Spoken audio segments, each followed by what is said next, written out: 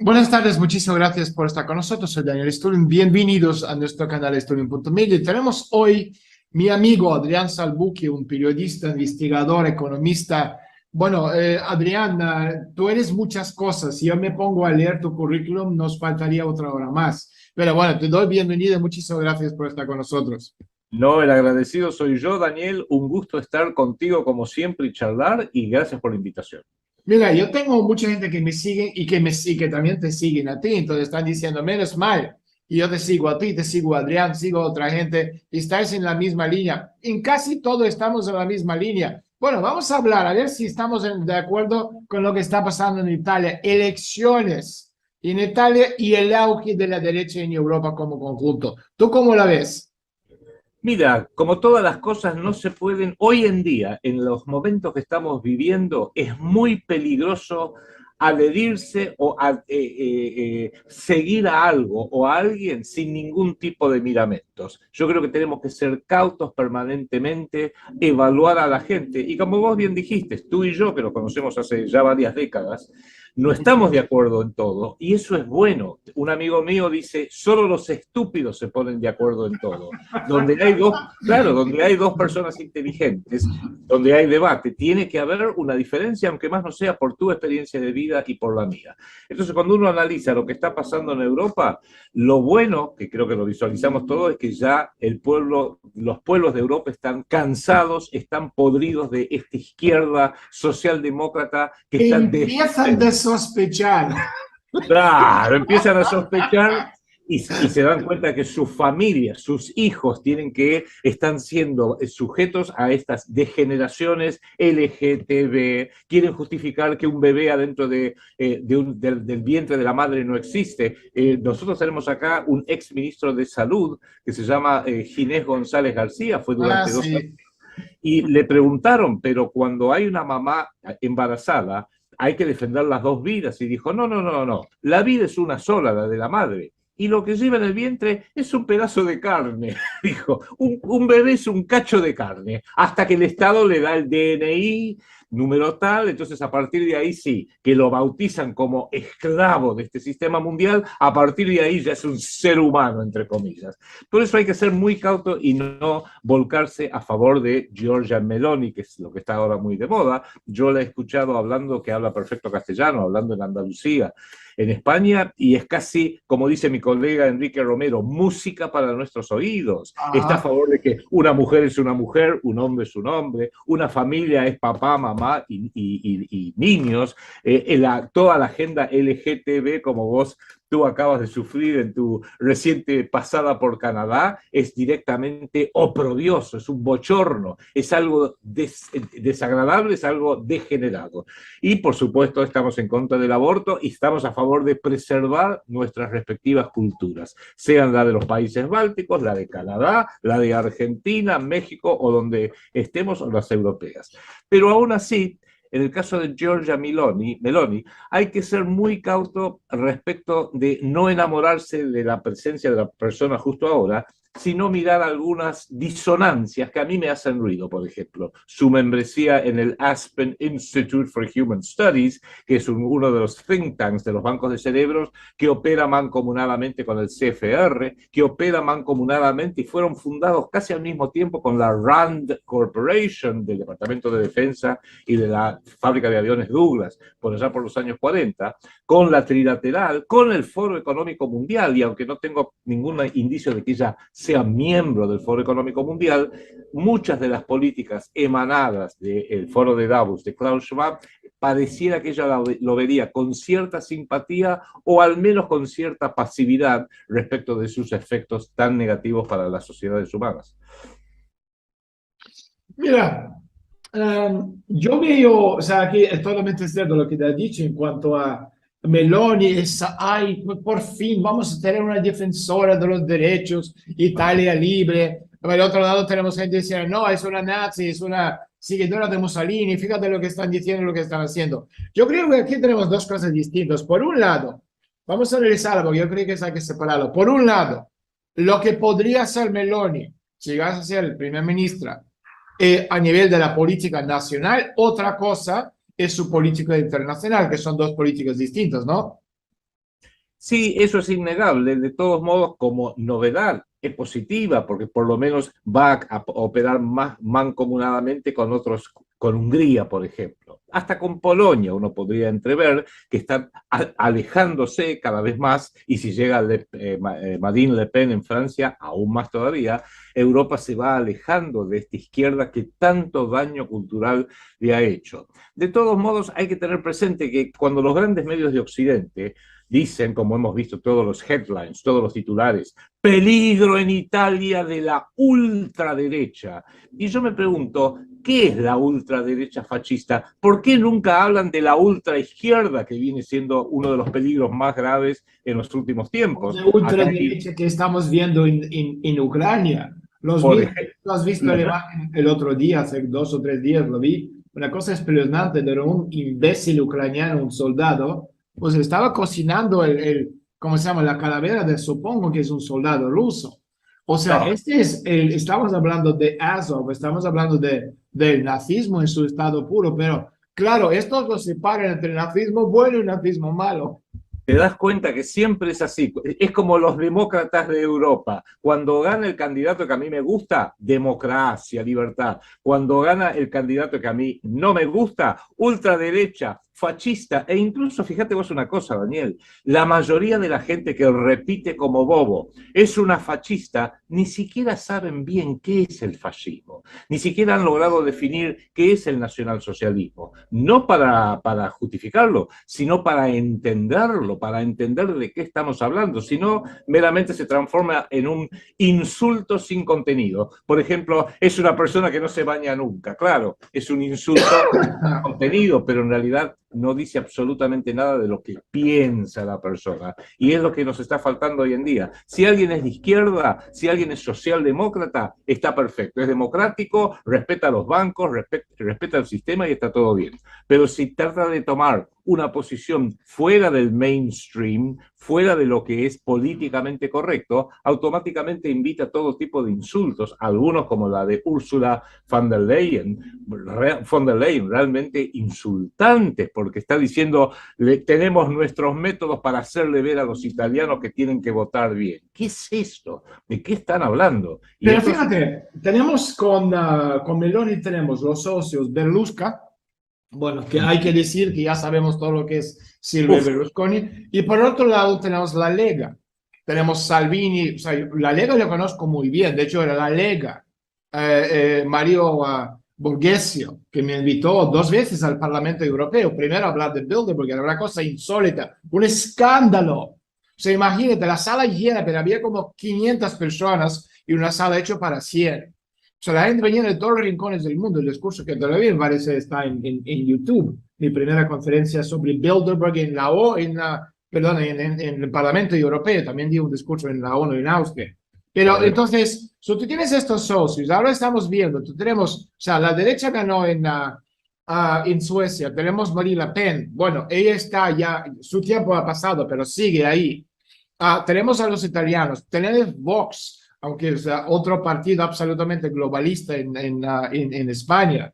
Tienes los dos partidos, los socialistas y el Partido Popular, que bueno, el globalismo también, otro tipo de globalismo, pero globalismo. Entonces, estamos viendo este auge, ¿no? de la derecha. Entonces, lo que yo he explicado en mi último libro, que bueno, la portada ahí está detrás en inglés, en español se llama Metapolítica, que lo que estamos viendo ahora mismo, a ver si estás de acuerdo o no, es el renacer del Cuarto Reich, o sea, el Imperio Romano de Naciones Germánicas. Y detrás de esto, a nivel conceptual, está el Vaticano. Mira, lo que tú dices es, quizás yo lo considero un poco simplificar la problemática. Mi colega Enrique Romero, con quien hacemos un programa que se llama Antisistemismo Explícito, semanalmente, él mantiene esa teoría de que esto es un cuarto Reich. Yo tengo mis dudas al respecto, porque si no, no hubieran utilizado tal nivel de violencia para destruirlo y aniquilarlo completamente. Pero digamos que hay algo de verdad, que en definitiva nada es destruido totalmente, siempre algo sobrevive y normalmente los que sobreviven de regímenes autoritarios y duros tratan de congraciarse con los que ganaron. De manera que no ha de sorprendernos que no fue solamente Werner von Braun el que pasó de ser científico de los B1 y B2 que usaba el Tercer Reich a pasar a ser el director de la NASA que llevó el hombre a la Luna, supuestamente. Hay que ser flexible. Pero creo que uno de los problemas que estamos teniendo hoy en día, Daniel, es que seguimos pensando con conceptos totalmente superados. ¿Ganó la izquierda o ganó la derecha? Perdón, ¿ganó la ultraizquierda o ganó la ultraderecha? Y ya los conceptos de izquierda y de derecha no van más. Creo que lo hemos hablado contigo anteriormente. El drama del mundo del siglo XXI, y por eso estamos tan perdidos y desorientados, es que tenemos un sistema del siglo XIX y principios del siglo XX que llamamos parlamentarismo o la división de los poderes, etc. Un sistema electoral del siglo XX, finales del siglo XX y quizás principios del siglo XXI, hasta ahí nomás, que es el electoralismo. Lo importante es cuántos votos recibió Daniel, cuántos votos recibió Adrián. Y si los votos de Daniel son más, listo, no se discute más. El pueblo lo ha elegido a Daniel y vos, Adrián, andaste a tu casa y no jodas. Con 18% de aprobación. Claro. Y en definitiva, esos son conceptos del siglo XIX y del siglo XX, pero no tienen un lugar en el siglo XXI donde tenemos las redes de informática tremendas, donde tenemos estos sistemas de comunicación como el que estamos usando ahora mismo, donde la inteligencia artificial probablemente ya tenga un rol muy importante, mucho más importante de lo que quieren admitir en lo que es, y vos, tú lo conoces esto porque sos un experto en el transhumanismo, y justamente tenemos problemas insólitos del siglo XXI y los queremos resolver con sistemas políticos colectivos del siglo XIX y del siglo XX. Entonces necesitamos, y esa es la tarea tuya y mía de todos los que pensamos, ir esbozando cuál es el sistema político, social, económico, financiero, porque hoy no hay un problema tanto económico, sino financiero planetario para el siglo XXI, porque mientras tratamos de resolver todo con el parlamentarismo del siglo XIX y el electoralismo del siglo XX, vamos a seguir cada vez más hundidos. Mira, comentaste totalmente de acuerdo. A ver, vamos a resumir un poco lo que tú has dicho. O sea, tenemos o lo que hemos dicho, tenemos por un lado el auge en varios países a través de las elecciones de derecha, que obviamente Bruselas tiene mucho temor, no porque tiene temor al globalismo, porque esto sigue en marcha, igual que el proyecto de Schwab de Agenda 2030, pero sí el cambio de cierto sentido de la temática en sí. O sea, estamos viendo, si tenemos el auge de derecha, también podemos hablar de liberalismo en su lecho de muerte, o sea, no liberalismo del Voltaire del siglo XIX, pero este liberalismo tóxico que estamos viendo y hemos visto. Y esto también, digamos, de por qué, ¿no? En Italia tenemos tanta gente que están hartos de lo que te ha dicho, el LGBT+, los cambios de sexo, no sé si tú eres hombre, mujer o cualquier cosa ahí en medio de 80 géneros que acaban de inventar. Este tipo de liberalismo, ¿tú cómo lo ves? ¿Tú crees que esto ya pasó la historia o está pasando la historia? Este liberalismo que está en su lecho de muerte, está buscando de alguna forma, bueno, morir matando. ¿Sabes lo que ocurre? Hasta las palabras han quedado vacías de contenido. Liberalismo, la ruta nos dice, yo tengo amigos que me dicen esto, no, pero liberalismo es bueno, libertad. Y uno siempre se pregunta, ¿libertad para qué? ¿Y libertad dada por quién? Yo no quiero que nadie me dé la libertad, yo nazco libre. Entonces, si yo he nacido libre, pero pretendo que alguien me dé la libertad, ya estamos empezando a alejarnos del liberalismo, cualquier variante de él. Lo que hoy en día pasa como liberalismo tiene un fuerte componente, ni siquiera voy a decir económico, financiero, porque lo que ha llevado al mundo, a países como Argentina, México, y hoy está llevando a buena parte de Europa, a un empobrecimiento que a su vez lleva a una desculturización, que a su vez lleva a peor comida, peor vivienda, menos seguridad por las calles, etcétera, etcétera, etcétera, es que el liberalismo financiero ha hecho que un grupo pequeño, por decirlo de alguna forma simbólica, el 1% de la humanidad concentra el 80% de la riqueza del trabajo y son los que justamente hoy nos imponen tantas cosas que desde el ámbito privado de los trillonarios, que tienen nombre y apellido, Rothschild, Rockefeller, Jeff Bezos, Bill Gates, conocemos algunos de los nombres principales y los asociamos con personas, pero el grueso del dinero está en empresas como BlackRock, como Vanguard, como JP Morgan Chase, etcétera, etcétera, y hacen que puedan financiar un sistema político tan diabólicamente esbozado que financian las campañas de un Mauricio Macri en Argentina o un Alberto Fernández y Cristina Kirchner, o un AMLO en México, o quizás, seamos cautos, de una Giorgia Meloni en Italia. Ese es el drama que tenemos, que es una encrucijada, porque alguien diría, bueno, ¿qué hacemos? ¿Tiramos el sistema político? No. Evidentemente lo tenemos que hacer evolucionar. Tirar algo al tacho de la basura es suicidarse. Pero sí vayamos haciéndolo evolucionar, porque hoy en día la gente está pensando, te digo lo que pasa en Argentina. Argentinos no les gusta cómo la hiperinflación que tienen, la gran deuda que tienen, el hecho de que se regalaron las empresas que tenían del Estado y se lo regalaron. Bueno, la culpa es de ustedes porque votan mal. ¿Para qué lo votaron a Menem? Bueno, la próxima vez voten mejor. Entonces un pueblo estúpido como el mío, Argentina, de votar a la izquierda, bueno, en la siguiente elección vamos a votar a la derecha. Y se da cuenta que es meramente la otra cara de la misma moneda, como hablamos contigo en alguna oportunidad. Esto es como andar en bicicleta. Primero aprietas el pedal izquierdo y cuando ya llegaste abajo, a fondo, y no podés seguir andando, apretando el pedal izquierdo, apretas el pedal derecho. Y así, izquierda, derecha, van movilizando la bicicleta y llevándola en la dirección que los poderosos quieren, porque la bicicleta, llegado el caso, somos nosotros, somos los pueblos de México, de Europa, de Argentina y de todo el mundo. Fíjate, bueno, la lucha entre el Occidente y el capitalista y la Unión Soviética y satélites, que duró entre finales de la Segunda Guerra Mundial en 91, bueno, el Occidente lo ganó, el Occidente liberal lo ganó en 91, la Unión Soviética colapsó y bueno, la China comunista embarcó en el camino del desarrollo del mercado con la especificidad china. Y fue entonces cuando se proclamó, como dijo Fukuyama, el fin de la historia, o sea, la victoria final de este liberalismo tóxico. Y sin embargo, tras un examen más detenido, resultó que los liberales aún no han abolido dos tipos de identidad colectiva. Por un lado, la sexual, o sea, de género, y también la humana propiamente dicho. Eso significa que básicamente se han interpuesto nuevos obstáculos en el camino de este progreso liberal. Es por eso que la política de género ha pasado al primer plano a partir de los años 90 del siglo XX y su significado no es solo la tolerancia hacia los pervertidos, el feminismo radical, restaurando de esta igualdad según ellos de género. El sexo como género, según ellos, debería convertirse, o sea, repito, según los progres liberales, en una cuestión de elección individual como religión o profesión o nacionalidad, etc. O sea, de lo contrario, el progreso se ralentiza. Y de ahí tenemos tantas personas transgénero como las parejas homosexuales en la administración de Joe Biden o en Europa, de cualquier país que hace falta. Y esas son las normas de esta correcteza política, o sea, signos de victoria contra este giro conservador, que ahora mismo está volviendo con fuerza en Europa. Y por eso Meloni diciendo, no, estamos mamá cristiana y tengo niña que es una niña, no una cualquier cosa, ni jirafa, etc.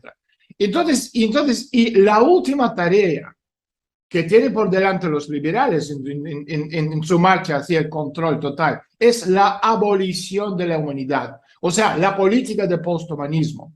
Y la liberación de esta identidad colectiva requiere ¿qué? La abolición del género y de especie.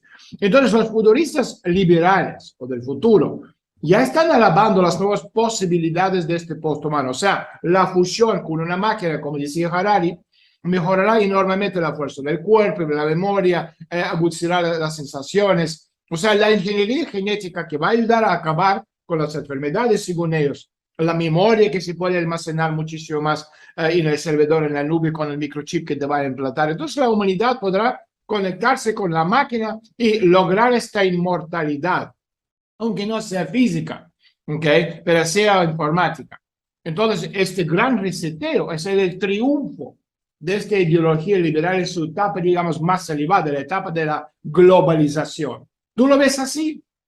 Absolutamente de acuerdo contigo y soy plenamente consciente, y lo digo abiertamente, que uno de los mayores expertos en el transhumanismo eres tú, no soy yo, pero habiendo aprendido de tu prédica y comparándolo con otras cosas que van ocurriendo, debemos entender y tomar conciencia cada ser humano sobre la Tierra, que dicen que en estos días llegamos a ser la cifra mágica de 8.000 millones de seres humanos, en estos días, en octubre creo que va a ser.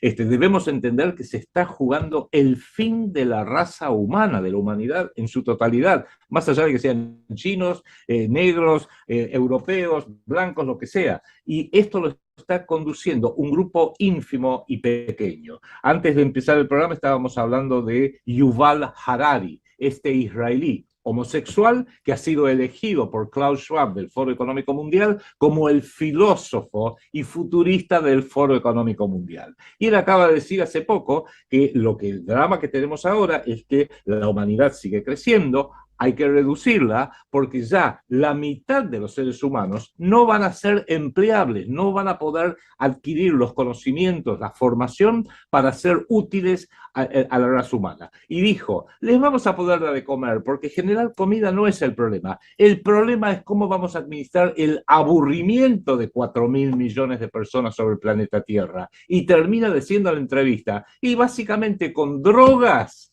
narcóticos y con juegos de computación. Si esa es la visión futura que tenemos de la humanidad, tenemos que hacer algo urgente para pararlo. Y ese algo urgente no es meramente decir, bueno, entonces no tengamos más hijos, que la familia se termine destruyendo, sino empezar a hacer el contraataque. Y eso es lo que a mí me da miedo cuando nos enamoramos de repente de una Giorgia Meloni o una Marine Le Pen o el que sea, y acá en Argentina también, porque yo veo muchas similitudes entre como los kirchneristas de izquierda socialdemócrata aquí en Argentina han fracasado, surgieron nuevos, inteligentes y brillantes y prometedores jóvenes de la derecha. Pero vuelvo a insistir, la bicicleta es nuestra, entonces mientras ellos controlen el pedal de izquierda y el pedal de derecha, no vamos a poder progresar. Pero esto requiere que la gente tome conciencia y ahí, y lo digo con total objetividad, es la gran importancia de la tarea que haces tú, la tarea que hacemos nosotros, de ir tratando de abrirle los ojos a la gente. Desestupidizar a la gente. Exactamente, desestupidizar. Sí, señor, sí, señor. Mira, para terminar el tema de Meloni, la madre de Meloni proviene de Sicilia y pertenece al clan Paratore, que es una familia muy importante mafiosa de Catania, subordinada al capo di capo que se llama Zuccaro, que es la carne de la sangre de esta cosa nostra. Y aunque la pertenencia a la mafia no es algo que se acostumbre, ¿no?, a alardear en la sociedad italiana, y de lo que ciertamente el futuro primer ministro reniegue el acceso a estas 5 familias importantes, es absolutamente evidente lo que a su vez le da a Meloni la perspectiva de ser primer ministro por más de un año e intentar consolidar la sociedad italiana con, bueno, con todas sus consecuencias. Entonces yo creo que en cuanto a ella, habría que abastecerse de palomitas de maíz.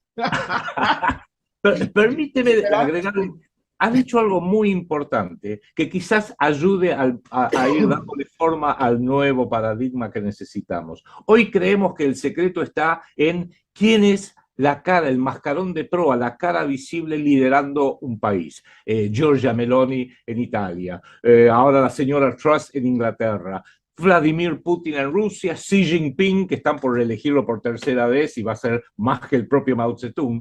Y quizás tenemos que empezar a poner importancia sobre los linajes.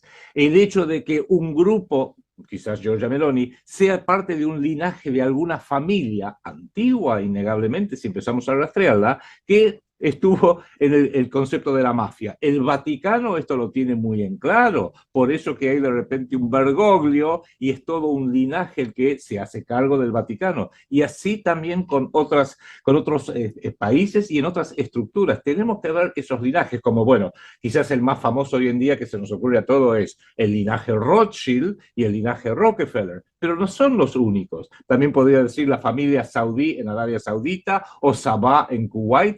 ¿Por qué no hablamos del linaje de la reina Isabel II de Inglaterra? Lo peor, el peor linaje de la humanidad, y ahora ese puesto de reina de Inglaterra, que tuvo que ceder a los 70 años, a los 70 años de ser reina por razones biológicas, lo recibe su hijo, y ese hijo a su vez, la gente no toma conciencia de esto, era junto con, y lo sigue siendo, con Klaus Schwab, el director del Foro Económico Mundial, proponiendo la reducción de La población mundial, totalmente. Escucha, el papá de él, el príncipe Felipe, cuando le preguntaron si usted reencarnara, ¿en qué querría reencarnar?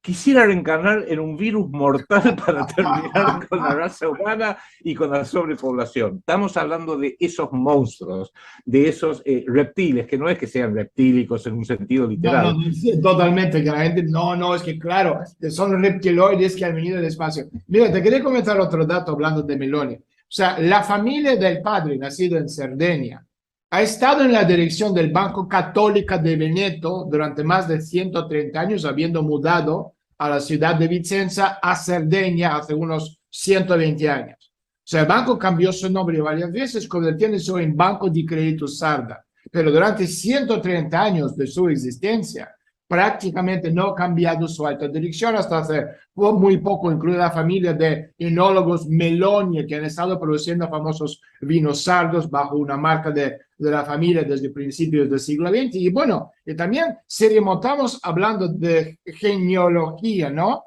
A la familia Chigi, son banqueros de la Siena medieval, un lugar muy importante en la historia de Italia, que luego se unieron a esta nobleza negra y le dieron a la Iglesia Católica varios cardinales, también el Papa Alejandro VII, quien apoyó a los jesuitas en el periodo más difícil de la historia de este orden. Y por lo tanto, la llegada de Giorgia Meloni al Palazzo Chigi, o sea, Chigi, la residencia de los primeros ministros italianos, es un paso muy simbólico.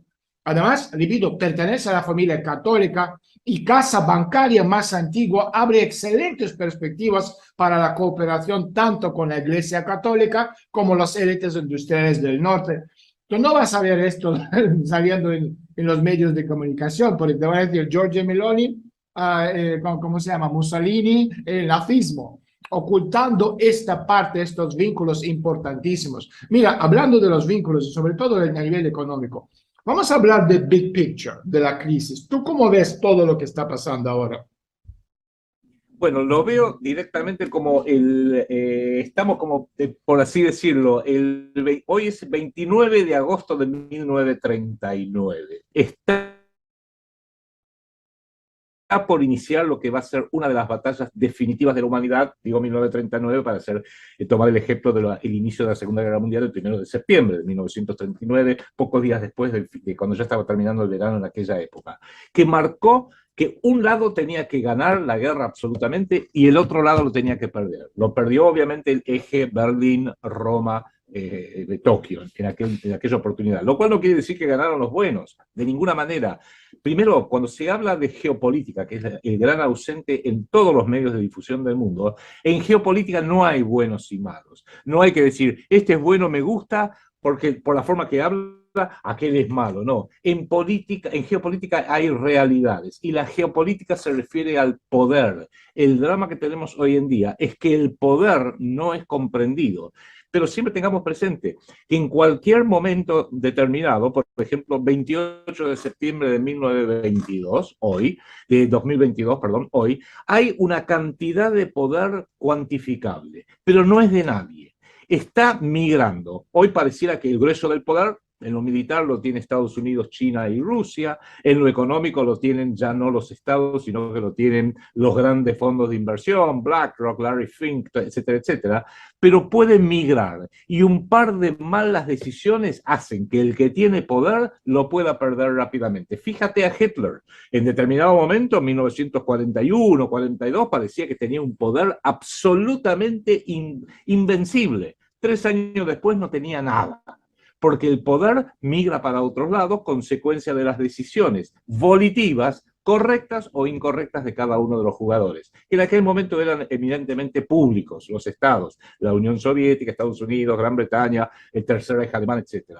Hoy esas decisiones son eminentemente privadas porque el poder ha quedado privatizado. Hoy hay más poder privado que poder público. Es más poderoso Larry Fink, Rothschild y Rockefeller que el señor viejito que se siente en la Casa Blanca o al otro señor que en el número 10 de Downing Street lo sacaron a patadas, ya sabemos dónde. El poder de la Y así empresa sucesivamente. mundial S.A., sí.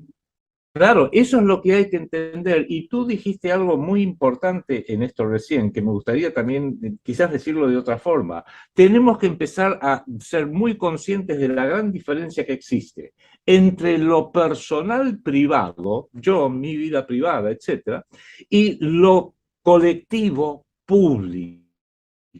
Y a ver cuáles son los puntos intermedios para poder coordinarlos más inteligentemente. Fíjate que el Foro Económico Mundial lo tiene tan claro, Daniel, tan claro, que en el año 2020, luego de firmar el acuerdo entre Klaus Schwab por el Foro Económico Mundial y Antonio Gutiérrez por la ONU, donde el Foro Económico Mundial se hacía cargo del marketing y la táctica, por así decirlo, el planeamiento táctico del gobierno mundial, the Great Reset, como lo llaman ahora, y la ONU meramente iba a aportar la obligación a los países de la Agenda 2030, el Foro Económico Mundial, ¿qué hizo? Cambió su misión.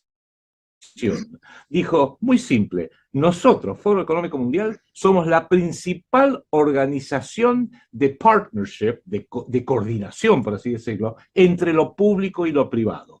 Mintiendo, porque en alguna medida dice como si lo público y lo privado estuvieran al mismo nivel, pero la verdad es que lo público cada vez tiene menos nivel y lo privado cada vez tiene más nivel. Ese es el mundo hacia el cual se está yendo, y digo un solo dato como para que la gente lo tenga presente. En el orden público, tú en México, yo en Argentina, podemos exigir que haya democracia. Exijo que haya democracia. Ok, va a haber elecciones entonces en México y en Argentina. Pero en el ámbito privado no hay democracia, no hay elecciones. Los 2.100.000 empleados de Amazon no son los que eligen quién va a ser el gerente general, el Chief Executive Officer de Amazon. Eso lo eligen los accionistas, que están por encima de todos. Después en los pueblos sí, en los pueblos es fácil, hay que decirle, bueno, mira, el domingo va a haber elecciones y cada uno de los imbéciles que, como acaba de decir la corporación RAND, Research and Development, en un informe que emitió y que se supo desde el 25 de enero de este año, que Europa está poblado por imbéciles útiles. Faltaba que los nombrara Boris Johnson, Emmanuel Macron, Pedro Sánchez, Draghi por Italia. En ese momento del propio Olaf Scholz de Alemania,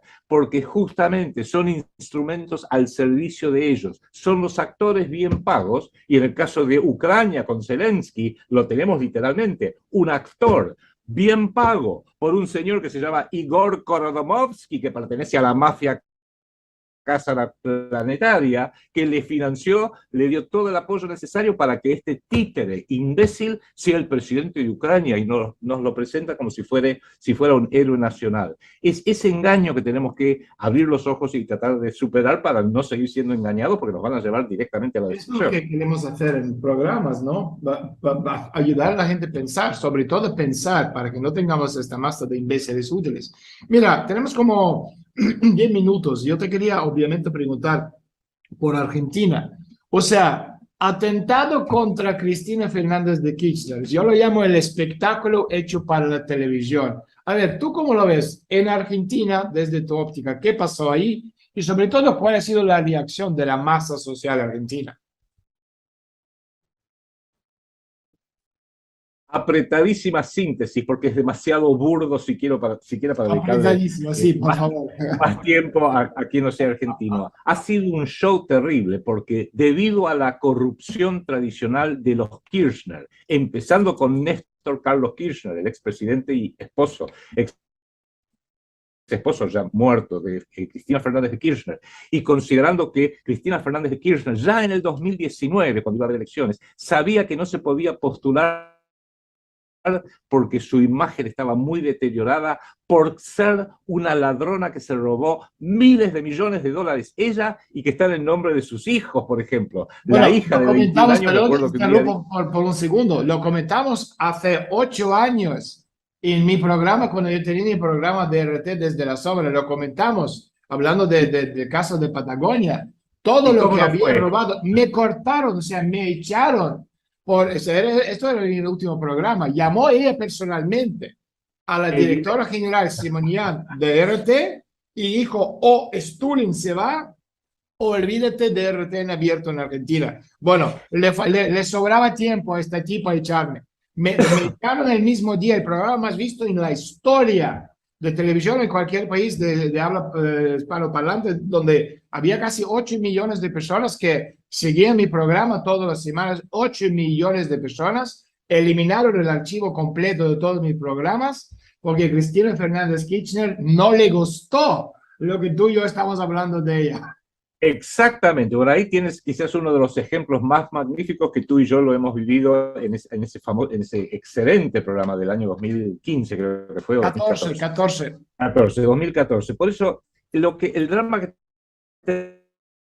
tenemos hoy en día es que ella, consciente de que no iba a ganar una elección contra Mauricio Macri, que fue en ese momento, en el año, iba a ser en el 2019, 15. se iba a oponer a la reelección O la reelección, claro, sí. pero en el 2019, la reelección, ella elige a un imbécil que se llama Alberto Fernández, que fue el secretario, el jefe jefe de gabinete de Néstor Kirchner y de parte de la primera parte de la presencia de ella. ¿Qué es lo que pasa? Fue condenada de todos modos porque el Poder Judicial, que es el menos, no digo el mejor, sino el menos peor de los tres poderes en la Argentina, muy sólidas pruebas de todos los robos que se llevó adelante ella con la participación pasiva de sus hijos. Tiene una hija que en su momento, en el año, hará 4 años de esto, dijeron, pero esta chica que tiene 21 años, tiene 4.600.000 dólares en una caja de seguridad en un banco aquí, el Banco de Galicia de Buenos Aires. Y la chica dijo, bueno, acá está, la voy a abrir. Sí, tengo esos 4 millones de dólares, como si fuera lo más normal del mundo.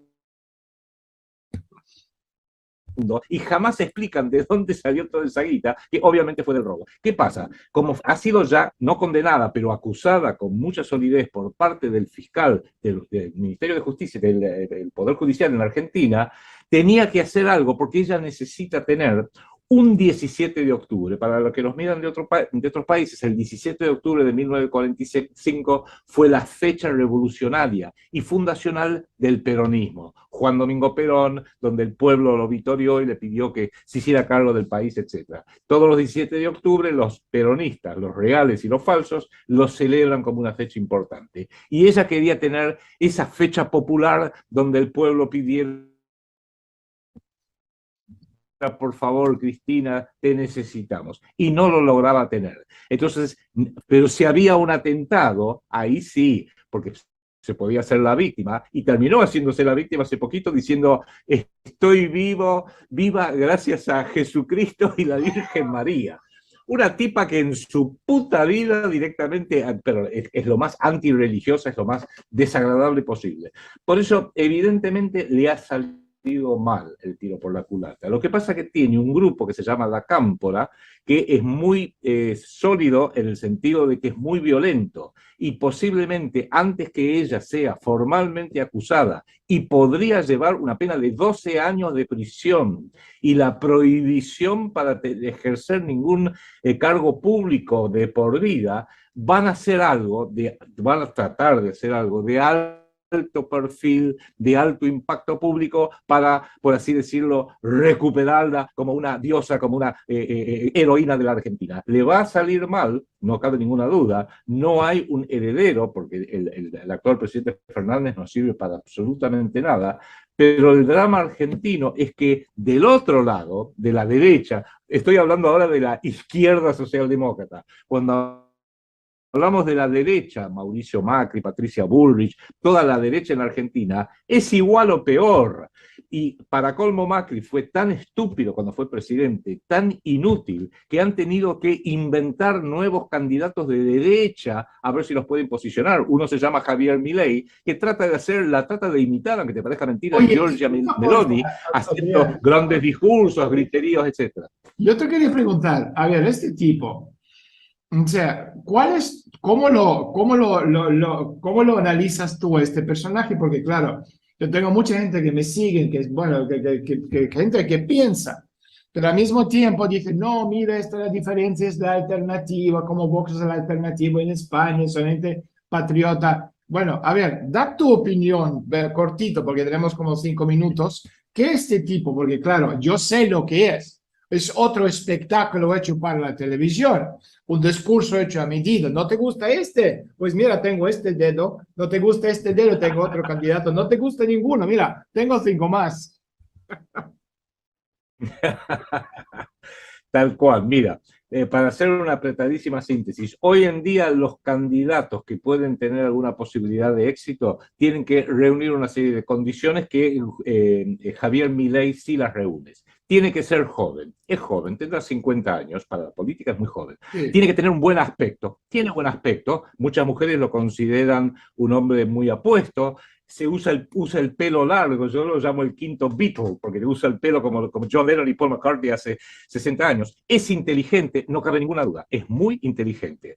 Sabe de economía, porque es economista, sabe de economía, digamos, de los Chicago Boys, pero sabe de exacto. economía.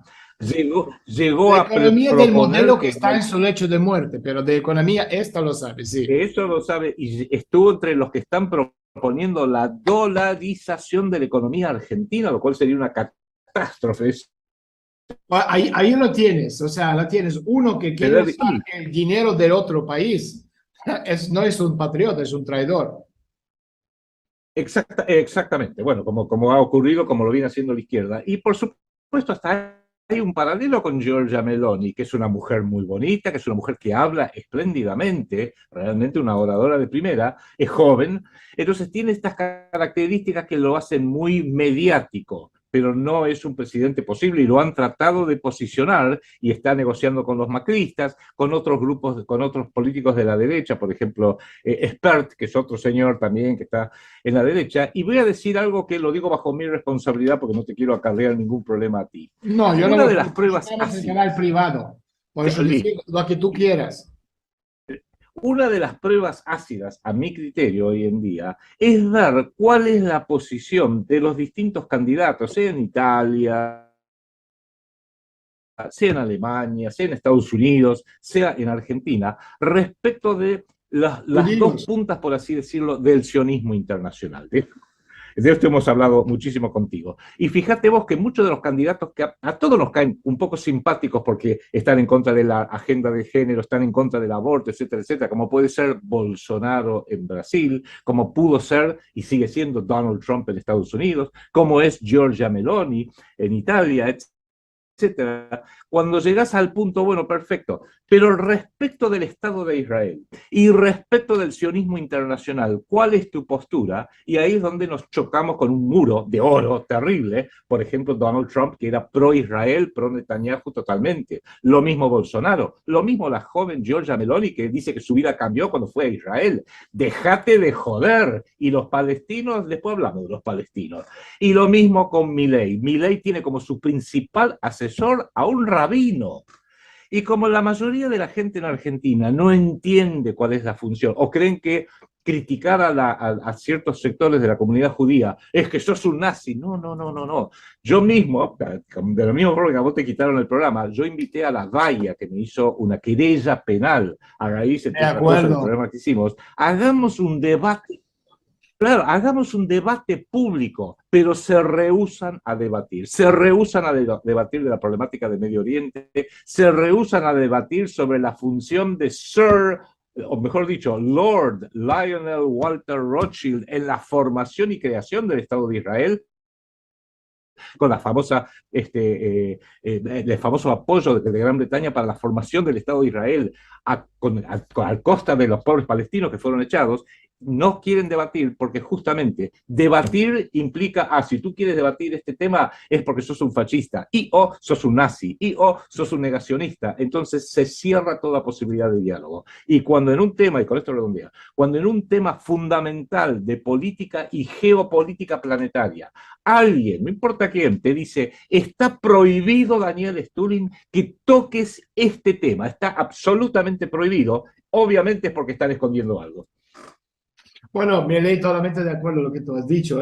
Tiene esta pinta, en inglés es una palabra buenísima, disheveled. O sea, es la pinta de un tipo que acaba de levantarse de la cama, tiene pelo pelucho puesto así como sea, está mal peinado, pero todo esto es propaganda hecho para la televisión.